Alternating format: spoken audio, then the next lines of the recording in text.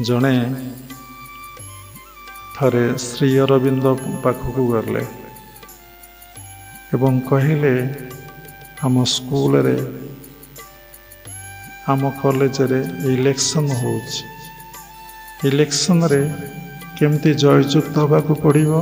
साधारणतः साधु मान को समस्ते अनेक प्रश्न पचार था। भौतिक जगतर प्रश्न 95 पचार था। 5% लोक आध्यात्मिक जगतर प्रश्न पचारती। समस्ते तो विषयाभिमुखी, तेणु से प्रश्न कले मुझे इलेक्शन रे जययुक्त हेबी। श्री अरविंद कहले तुम्हें प्रत्येक दिन साधना रे बस, तम मन को आज्ञा चक्र रे रख।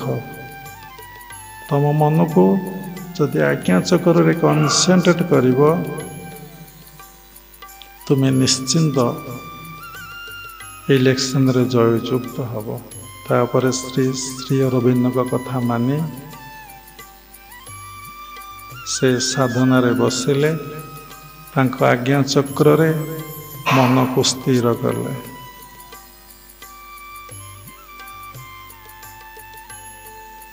तांकर एते दूर कंसंट्रेशन आसीगला श्री अरविंद कथारे, निजर प्रचेष्टारे पूर्वजन्म संस्कार रू से सुंदर भाव स्पीच दे पारे।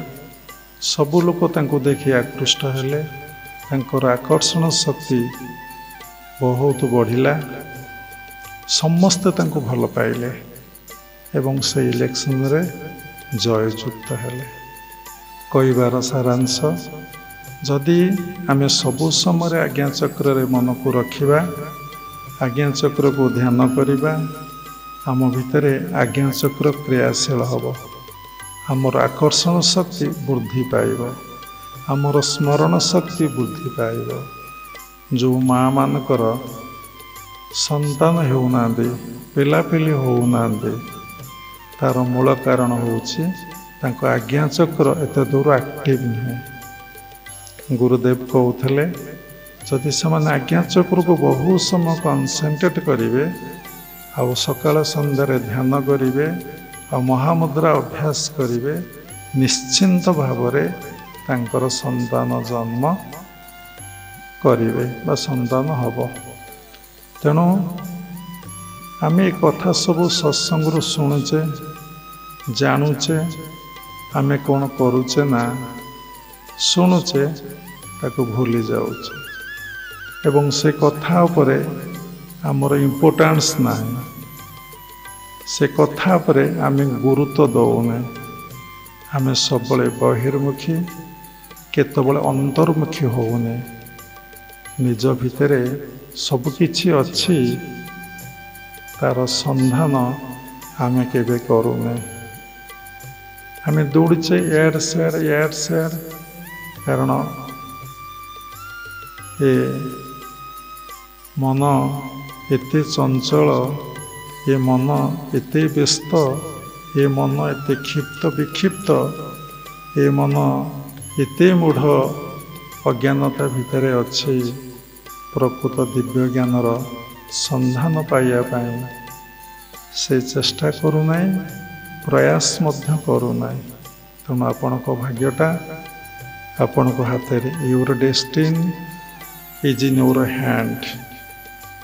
तेणु आमे कहूचे ईश्वर आमको आशीर्वाद कले नहीं, ईश्वर आमको कृपा कले नहीं, ईश्वर आमको दया कले नहीं। ईश्वर कौन एत निर्दय जे दया कले नहीं? ईश्वर कौन जन को कृपा करुचंती आउ जन को कौन कृपा करूना?